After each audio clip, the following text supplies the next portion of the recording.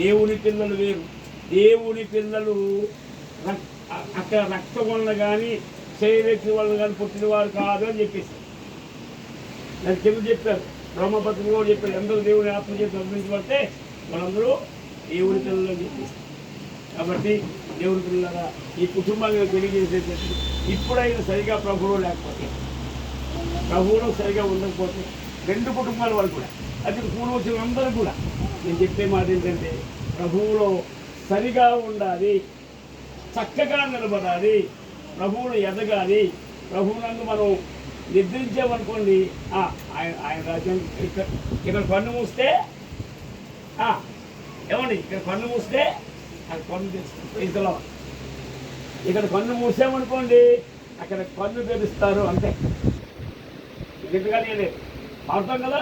కన్ను తెరిస్తే వెలుగురా.